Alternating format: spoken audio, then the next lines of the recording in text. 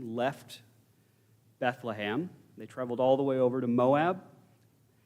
And in Moab, their children, weak and frail, got married. Then Elimelech died, and then the children, weak and frail, both died. So then Naomi, right, his widow, along with the two widows of their children, they decide to head back to Bethlehem. Along the way, Naomi tells Ruth and Orpah to leave. They say no, they don't want to leave, but she insists. Orpah leaves, and Ruth clings to her. And we have Ruth famously saying, "Do not persuade me to leave you or go back and not follow you, for wherever you go I will go, and wherever you live I will live. Your people will be my people, and your God will be my God."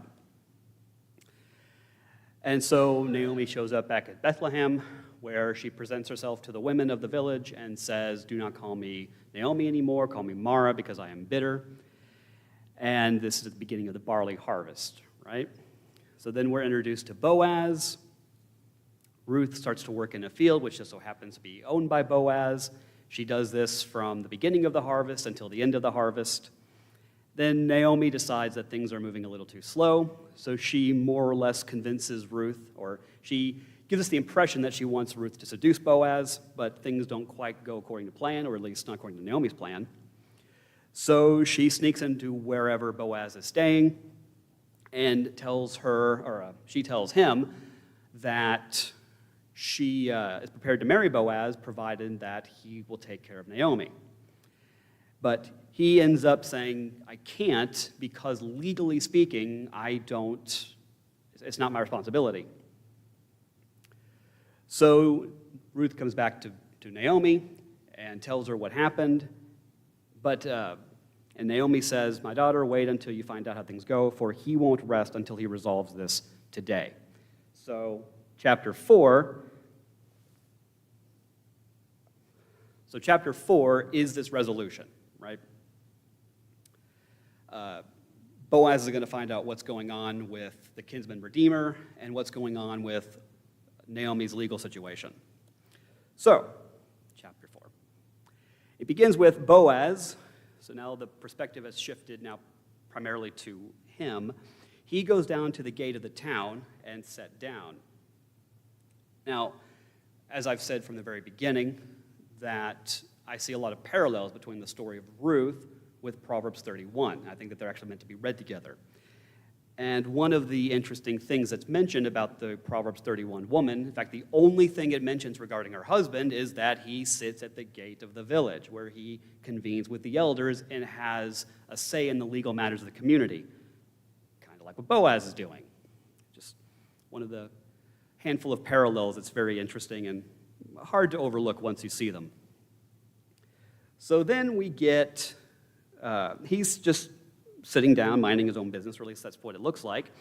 And soon the family redeemer, the kinsman redeemer Boaz had spoken about, came by.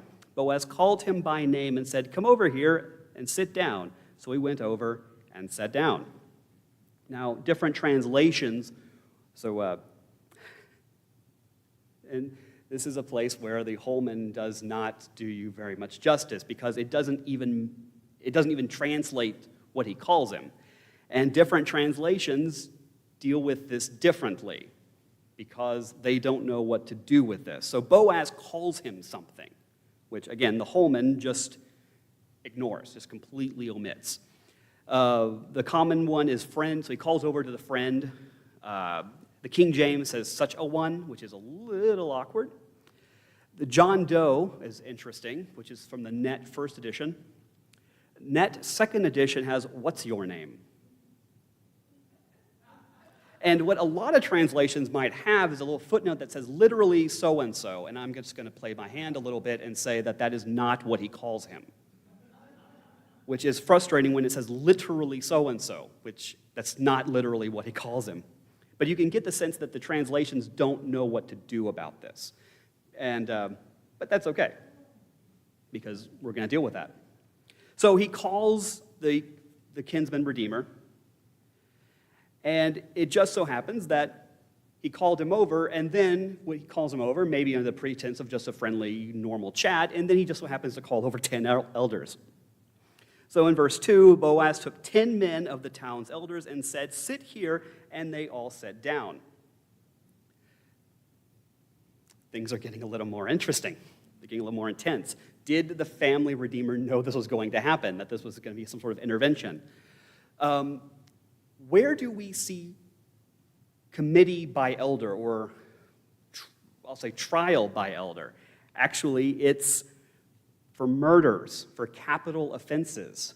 So in Joshua 24, as well as Deuteronomy 19 and 21, when someone flees to one of these cities, stands at the entrance of the city gate and states his case before the elders of that city, and they are to bring him into the city and give him a place to live among them for the trial, right? He's being tried for murder, basically. So you have if there's a capital offense, the city has to convene a trial of elders to hear what's going on. That's how serious this is. Again, what's the offense? A widow is being mistreated. And Boaz has taken this so seriously, he is convening a trial by elders so that the town can deal with this, because the kinsman redeemer isn't doing what he's supposed to be doing. That's how serious this is. So in verse 3, he said to the redeemer, Naomi, who has returned from the land of Moab, is selling a piece of land that belonged to our brother Elimelech. Now, it is the word brother in Hebrew, but the word brother can be broadly used. So, and we use the word brother in all kinds of contexts as well. As I mentioned last time, in the Jewish traditions, Boaz is the nephew of Elimelech and Poloni, which is the kinsman's name. It's not his name. I am more of the opinion that Boaz is probably a younger cousin as opposed to a nephew. Nephew seems like he'd be really young. So I think it's more like this. Regardless, Boaz is not, again, he's close enough that he has a right to challenge his relative, but not close enough that he can stand in place of the relative. That's the issue. So he's not of equal standing with whoever Poloni is. Whereas Poloni is probably Elimelech's brother, which is why everyone just assumes he's going to deal with this, that he's going to take over caring for Naomi, which he obviously hasn't done. So in verse 4, I thought I should inform you, buy it back in the presence of those seated here and in the presence of the elders of my people. It says my people, not our people. It's maybe some sort of underhanded slap. I don't know. So he is evoking the law of redemption. This is from Leviticus 25. The land is not to be permanently sold because it is mine, says the Lord. You do not own your land. Now, this is in contrast to all the other ancient Near Eastern cultures where the king owns the land. You live on the land at the discretion of the king, which is why they have all these land grants. And you can only do to your land what the king says you can do to your land. You have to get permission from the king. You don't own anything. And what's interesting, what's in contrast here to Israel is the king doesn't own the land. Yahweh owns the land, and it is divided up according to Yahweh's will. Now, per we'll call it the contract of Deuteronomy and what happens with Joshua during the occupation, it is then divvied up among the 12 tribes and then given to the families in perpetuity. But again, the king doesn't own the land. This is just a really interesting little caveat. So the land does not be permanently sold because it is mine, and you are only foreigners, temporary residents on my land. You are to allow the redemption of any land you occupy. If your brother becomes destitute and sells part of his property, his nearest relative may come down and redeem what his brother has sold. If a man has no family redeemer, but he prospers and obtains enough to redeem his land, he may calculate the year since its sale, repay the balance to the man he sold it to, and return to his property. But if he cannot obtain enough to repay him, what he sold will remain in the possession of its purchaser until the Jubilee, which was probably never practiced. But it is in the Torah. It is to be released at the Jubilee so that he may return to his property. So what does this mean? It means if the land is divided up, your family has a plot of land. It is your land, as allocated by Yahweh. It will always be your land. Now, if you're really bad off, you're just really bad, you got debts or whatever, you can sell the land to a family member. And you can use that money to pay off your debts or to live or whatever. But after so many years, at the year of the Jubilee, all the land goes back to the original families. So it doesn't matter how much land you bought, how rich you are, you go back to your original plot. Again, did they ever do this? Probably not. But is supposed to happen this way. So Naomi is destitute, right? And she can't work the land or whatever. So what Boaz is saying to the Redeemer is, she is desperate. You're the nearest family member. You are obligated, whether he has the money or not, he has to buy it from Naomi to ensure that she's taken care of. She can use that money to live and whatever. But until the year of Jubilee, the kinsman redeemer gets to use the land. So he gets to farm it or whatever he wants to do, raise cattle on it. So he can use it like he's renting it. But again, at the year of Jubilee, it would go back to Elimelech. That's important because Elimelech's sons are dead. So in verse 4, if you want to redeem it, do so, but if you do not want to redeem it, tell me so that I will know, because there isn't anyone other than you to redeem it. There's no other brother, there's no one else in the immediate family. And he goes, I am next. So that's why I think he's probably a cousin, or I just assume he's a cousin. So there's no other brother. Either you buy it or it's up for grabs to the next, so like the next line down, which is Boaz. And Boaz wants to buy the land. The kinsman redeemer says, I want to redeem it. I want to buy the land. Hey! Happy ending, right? Naomi gets to sell her land. She's taken care of, right? Ruth is now free from her obligations to Naomi. She's free to marry Boaz. And Boaz doesn't have to worry about mother-in-law. Everyone is happy.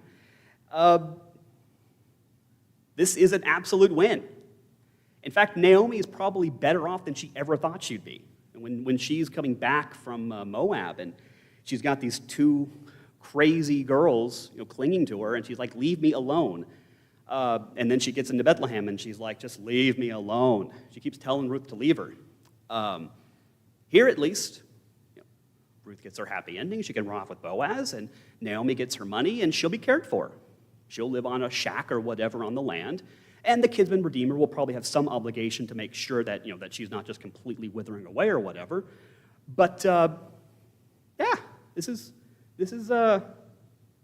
everyone's happy. Ruth's not happy.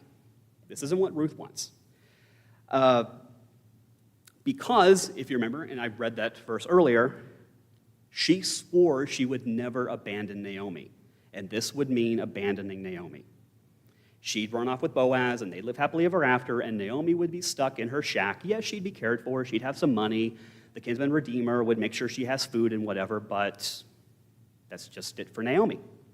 And as I have said all along, and I'm guessing most of you didn't believe me, and you probably still don't believe me, this is Naomi's story.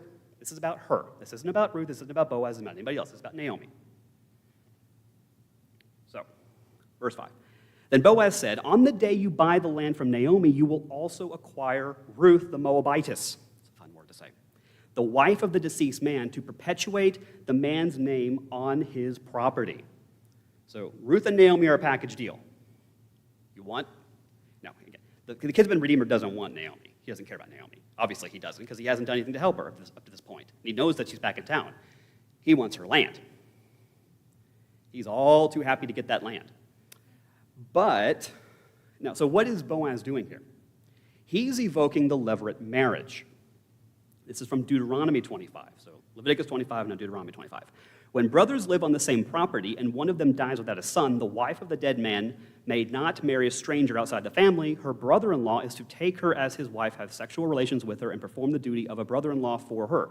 The first son she bears will carry on the name of the dead brother, so his name will not be blotted out from Israel. So Boaz is linking the land redemption to the levirate marriage. A Leviticus passage with the Deuteronomy passage. It says that one now corresponds to the other for this situation. And what does this law do? So, because in the current situation, if the kinsman redeemer buys the land, well, once Naomi's dead, that's it. The land has no one to revert back to, which means as the nearest relative, he gets it all. He gets his share along with Elimelech's share. So his family, his kids, are going to get 2 shares. If he marries Ruth and they have kids, Ruth's kids are legally Elimelech's, which means his family doesn't get to keep the land. Now, what's interesting is none of these elders go, whoa, whoa, whoa, Boaz, what are you doing here? What are you talking about? You're linking apples and oranges. You're connecting a land regulation with a marriage regulation. You can't do that, right? Because Judaism is a religion of laws and legalism and following the letter of the law. You can't just do whatever you want. You need to read your Old Testament more.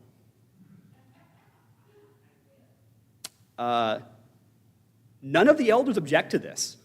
Not only that, but he's applying the levirate marriage to Ruth, a foreigner, which you would think would raise a few eyebrows. But apparently everyone's okay with it. They're like, yeah, that sounds about right.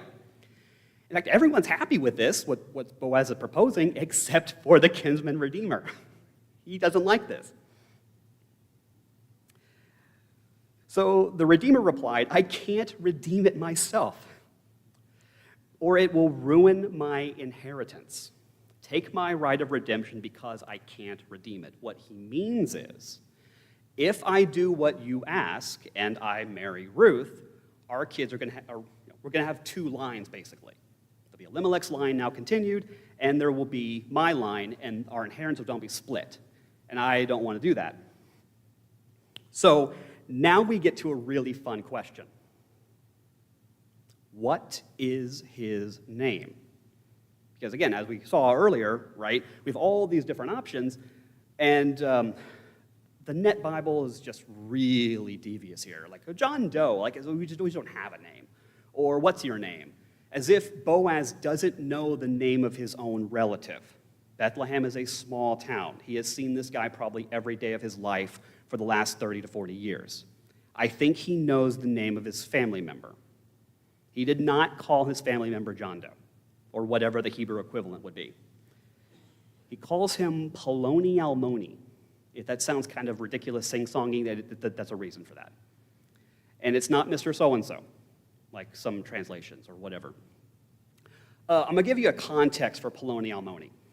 And just to warn you, this is not a nice thing to call somebody. So imagine you're moving into a new apartment or house or whatever, and you've got some movers, and they're bringing in some piece of furniture, a couch. And they're walking in, they're lugging it in, and they're like, where do you want the couch? And you go, Poloni Almoni. Here or there. That's what Poloni means. That's what Poloni Almoni means. It's a phrase that's used, like when you see it in the Bible, it's only used like 7 times. And every time it's used in the sense of directionless. So they'll be like, head in that direction. Well, where? Poloni Almoni, just somewhere over there.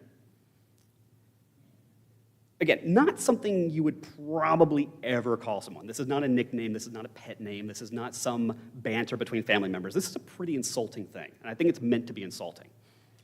So, not so-and-so. Literally more like here or there. So, why? Why does Boaz call him Mr. Here or There or whatever? Well, in Revelation 3:5, you have, in the same way, the victor will be dressed in white clothes, and I will never erase his name from the book of life, but will acknowledge his name before my Father and before the angels. And this raises an interesting question. If he says, I promise not to erase your name, does that mean your name can be erased? And people go, oh, no, of course. And nowhere in the Bible does it actually say your name can be erased. And again, you need to read your Old Testament more. So in Exodus 32, the Lord replied to Moses, I will erase whoever has sinned against me from my book. So Poloni has had his name redacted. We have an example of someone in the Bible whose name has been removed from the Bible. Boaz did not call him Poloni Almoni. He called him whatever his name was. I don't know, Benjamin. I have no idea. His name has been removed. We need to reread Deuteronomy 25. In verse 8, the elders of the city will summon him and speak with him. If he persists and says, I don't want to marry her, then his sister-in-law will go up to him in the sight of the elders, remove his sandal from his foot, and spit in his face. Then she will declare, this is what is done to a man who will not build up his brother's house, and his family name in Israel will be called the house of the man whose sandal was removed. His name will be forgotten. The reason why he wouldn't marry Ruth is because he didn't want his name to be forgotten, but by doing that, he ensured his name would be forgotten. and his name is no longer recorded. We know Elimelech's name. We know Mahlon and Chilion, as offensive as their names might be, weak and frail. We know Boaz's name. We know Ruth's name. We know everybody's name in this story except for the kinsman redeemer who wouldn't marry Ruth. Because, yes, your name can be removed. At an earlier period in Israel, a man removed his sandal and gave it, we just actually read the context for this, to make it any matter legally binding concerning the right of redemption or the exchange of property. That was the method of legally binding a transaction in Israel. We have no idea why they did this or what the purpose was or the context, other than this is what they did. So the kinsman redeemer says, no, I'm not going to do it. They exchange sandals for some weird thing. Again, this is mentioned in Deuteronomy 25. So in verse 8, so the redeemer removed his sandal and said to Boaz, buy back the property yourself. Boaz said to the elders and all the people, you are witnesses today that I am buying from Naomi everything that belonged to Elimelech, Chilion, and Mahlon, so weak and frail. I also acquire Ruth the Moabitess, Mahlon's widow. This is the first time we're actually told who she was married to, as my wife to perpetuate the deceased man's name on his property, so that his name will not disappear among his relatives or from the gate of his home. You are witnesses today. So what just happened, legally speaking? Boaz agreed to buy the land from Naomi. He is also agreeing to take care of Naomi for the rest of her life. He is also agreeing to marry Ruth for the purpose of continuing Elimelech's name. His family will not keep the land, because that's the point of giving Ruth children. Also, Ruth's kids are not legally his. They're Elimelech's kids. And the property goes through her, or will go through Elimelech's line. This is a lot for Boaz to take on. And he gets very little out of it other than the fact that he gets to marry Ruth, which he apparently really likes. And he gets to take care of Naomi. It's true love when you'll take on the mother-in-law. So this is a fun question. What makes them a righteous couple? And honestly, they're probably presented as the most righteous couple in the Old Testament, which is saying a lot.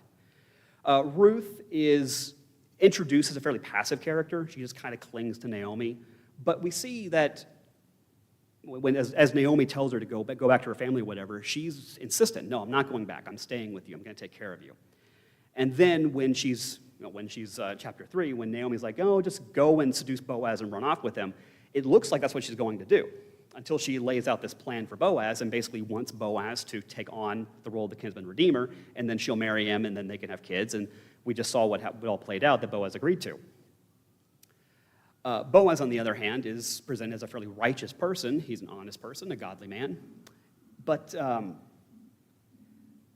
again, what makes them so righteous? What makes them stand out so much? And I think it comes back to Ruth 1:8, where Naomi says, may the Lord show faithful love to you as you have shown to me and to the dead. This brings us back to the issue that Naomi's gripes against Yahweh is that Yahweh keeps proclaiming himself to be the defender of the widows. In Exodus 22, you must not mistreat any widows or fatherless child. If you mistreat them, they will no doubt cry to me, and I will certainly hear their cry. My anger will burn, and I will kill you with the sword. Then your wives will be widows and your children fatherless. In Deuteronomy 10, for the Lord your God is the God of gods and Lord of lords, the great, mighty, and awesome God, showing no partiality and taking no bribe. He executes justice for the fatherless and the widow and loves the foreigner, giving him food and clothing. And Psalm 68. These are just a few examples. I could give more, but God in his holy dwelling is a father of the fatherless and a champion of widows. God takes us very seriously. And it is Naomi and Boaz who've done everything in their power to take care of Naomi. We ask, where is God in this story? It's Boaz and Ruth. We keep using that phrase. I'm going to go off on a little bit. It's not a religion. It's a relationship, right? Well, the Bible calls it a religion. James 1:27, and just as a side, we really don't like the book of James. Luther wanted to cut it out of the Bible because we just don't take James seriously enough. So in James 1:27, pure and undefiled religion. What, in its purest sense, is our religion? What is our obligation to God? Look after the orphans and widows. James himself says this. He doesn't say, oh, it's loving God or whatever. It's taking care of the widows and orphans. And again, just to hammer the point how we really don't like the book of James, in 2:15 to 17, if a brother or sister was without clothes and lacks daily food, and one of you says to them, go in peace, keep warm and eat well, but you don't give them what the body needs, what good is it? Naomi's desperate. And Ruth doesn't go, well, I'll pray for you. Boaz doesn't say, be warmed and filled, and then goes on his way. Right? The only reason why Naomi is taken care of is because Ruth and Boaz did everything in their power to make it so. Right? We see Boaz having to convene this legal trial in order to overcome her situation. This is a fairly, I'm trying to go too long over. This is a really personal thing for me because after my father died, my mother was disabled, or her health was in serious decline. So I spent a couple of years taking care of my mom. And it was really hard. It wasn't taking care of her so much as the reactions I got from everybody. Now, she's gone, she's dead, so you can feel sympathy for me all you want. But I got it from everybody, how I was told to abandon her. Kick her to the curb. God will deal with her. A former pastor of mine told me to stop looking after her. I got into an argument with a woman at Criswell, she used to work there, about how she said that I should just dump her in some sort of state-run nursing home, so I'm not going to do that. And she got mad at me and said, you will eventually, everyone does. And I took care of her until she passed away. Now you can all be like, oh, how wrong of them, blah, blah, blah. I mean, I don't have much reason to assume you'd be different if she were still alive, but she's gone. We treat the elderly so badly in this country. Now, I say that because this is an older congregation. Of course, you're all going to agree with me. It's also kind of telling that I think the only people who've been here every week are 3 or 4 elderly women, which is ironic because you're probably the ones who don't need to hear this the most. But I hope you're enjoying this. So, in verse 11, the elders and all the people who were at the gate said, we are witnesses. May the Lord make the women who is entering your house like Rachel and Leah, who together built the house of Israel. May you be powerful in Ephrathah and famous in Bethlehem. This is not Ephraim. We talked about this the first week. Ephrathah is the name of the region that Bethlehem is in. It's like the district within Judah. And of course, Rachel and Leah are famously the wives of Jacob. They didn't have all 12, right? There were 2 concubines that were involved, but they're the ones we tend to talk about the most. And it goes, may your house become like the house of Perez, the son of Tamar, bore to Judah because of the offering the Lord will give you by this young woman. Connecting Ruth with Tamar is really interesting, right? Because Tamar famously had her own sexual indiscretion, and she was married to a son, and then the son died, and then she was married to the brother, so we have the whole Levirate situation, but then the brother didn't want to impregnate her because he didn't want his name to be ruined, and then God punished him, and she went through all the brothers, and finally she had one son left, and Judah didn't want to give her the youngest son because he was afraid that she might kill the youngest son too, and then that whole situation, she pretends to be a prostitute, and Judah ends up sleeping with her. It's not a good bedtime story for young kids, but it's important. And again, it is really telling that both Tamar and Ruth feature prominently in the genealogy of Jesus. Tamar, as I pointed out earlier, Tamar is because she pretended to be a prostitute and yet is declared righteous by Judah. And Ruth because, I think similarly, right, they both invoke the Levirate marriage. Ruth, we see her kind of pretending to have this affair with Boaz, or at least going through the motions, but ultimately being declared righteous. And again, I don't think they actually had an affair. But, so it's, even Matthew links Tamar with Ruth. So in verse 13, Boaz took Ruth and she became his wife. When he was intimate with her, the Lord enabled her to conceive, and she gave birth to a son. I don't think I have. Then the women said, I mentioned this for those who weren't here the first week. The women function an awful lot like the Greek chorus. And as I argued the first or second week, that I think Ruth was written as a play to honor the ancestors of the royal family.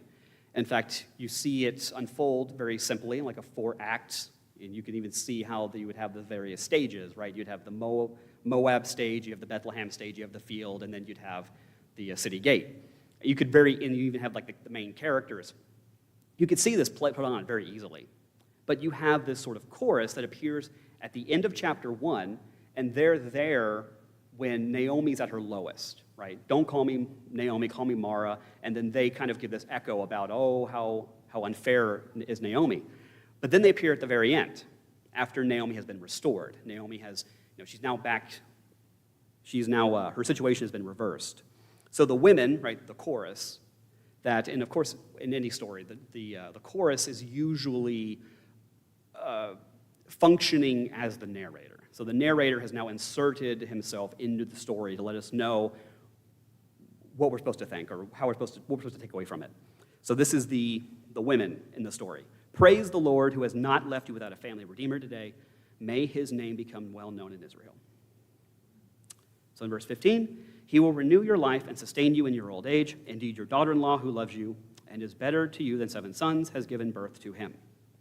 The daughter-in-law, right? The one that she wanted to get rid of, that she kept trying to foist off and say, go back to your family, but she wouldn't leave her. So in verse 16, Naomi took the child, placed him on her lap, and took care of him. And in verse 17, the neighbor women, so again, back to the women, said, a son has been born, right? This is the voice of the narrator in the story, telling us sort of what we need to get away from this story. A son has been born to Naomi. This isn't Boaz's son. And really, this isn't even Ruth's son. This is Elimelech's grandson. And this will carry on the line of Elimelech, and in time, he will receive the original land plot because Boaz has to divide his inheritance up. A son had been born to Naomi, and they named him Obed. He was the father of Jesse, the father of David. I know we get so excited about David, but this isn't about David. This is really beautiful. Nice panels. We have the 3 main stages, right? Naomi trying to get rid of Ruth, and then Ruth meeting Boaz, and then finally the last panel, which is very appropriate, right? This is the true ending. Naomi now holding her grandson. And Ruth then ends in a really beautiful way in terms of literary theory. So it ends with, now this is the genealogy of. And this is the point where you should all groan. Because this is what kills every time. When you want to go through, we're going to go through the Bible. You get to the genealogies. And nobody wants to do the genealogies. Because they just don't understand what genealogies are and what they're doing. Because the genealogies are actually really, really interesting. So in the Old Testament, we have what's known as the Toledot formula. So what they do is you have the Toledot is that word generations or genealogy. And they're used, so you introduce the formula, or you introduce the stock phrase, these are the generations of, or this is the genealogy of. And then you have that list of names, so-and-so fathered so-and-so, and so on. But what's the point of the genealogy? Well, it's a really creative literary device. So, for example, we have in chapter 10, we have the genealogy of Noah. And the point is, it starts with Adam, and then it goes Adam fathered so-and-so, who fathered so-and-so, fathered so-and-so, and then we end up with Noah. And the point is, from a literary perspective, it's connecting the hero of the new story with what we have already seen. So it connects biologically, not just literarily, Adam to Noah. And then we go to Terah, who's Abraham's father. It's really Abraham's genealogy, but it says Terah. And by doing the genealogy, right, it links, so, because Genesis is just a collection of stories. But the genealogies link those stories through biology. So Terah, right, is in the line of Adam, and Terah is also in the line of Noah. So it lets us know that the story of Genesis is the story of one family. But the genealogies always appear at the beginning of the story, every time. And it's a way of saying what came before has culminated in the story now. Story of Adam, story of Noah, story of Terah, story of genealogy of Isaac.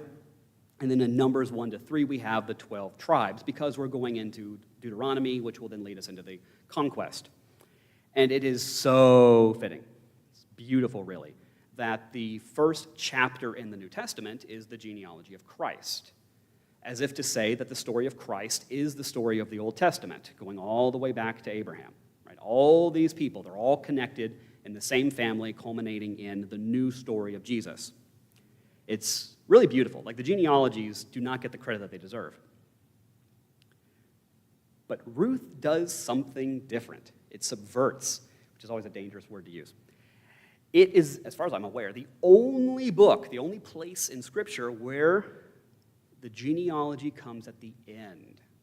Ooh, why does it end with the genealogy? And particularly the genealogy of Perez. And of course, we should already know who Perez is because we already kind of got a clue. Perez is the son of Judah and Tamar. So Perez is the firstborn son of the Judah line. And then we get Perez fathered Hezron, Hezron fathered Ram, who fathered Aminadab, Aminadab fathered Nahshon, who fathered Solomon, who fathered Boaz, who fathered Obed, who fathered Jesse, who fathered David. So why do we end with the genealogy? Because beautifully, this isn't where the story ends. This is the beginning of the story. And which picks up with David. So, sorry I went over.